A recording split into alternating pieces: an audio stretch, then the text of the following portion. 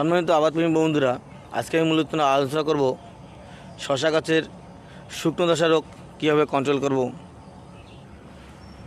আপনারা এই যে গাছগুলি দেখতে পাচ্ছেন, মূলত এগুলোর বয়স এখন 15 থেকে 20 দিন।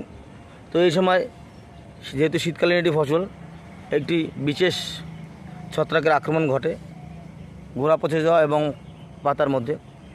তো এই রোগ কন্ট্রোলের জন্য একটি বিশেষ ছত্রাকনাশক আমরা ব্যবহার করব।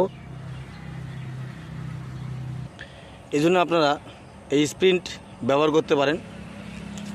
এটি মূলত সিস্টেমিক এবং কন্ট্যাক্ট ফাঙ্গিসাইড। এটি ট্যাঙ্ক প্রতি 20 ml করে গুলে সকালে অথবা বিকেলে হালকা রোদে অবশ্যই স্প্রে করবেন। এটি খুব একটি কার্যকরী ওষুধ এবং প্রথম স্প্রে করার 7 দিন পর দ্বিতীয়বার আরেকবার স্প্রে করবেন। তাহলে আপনার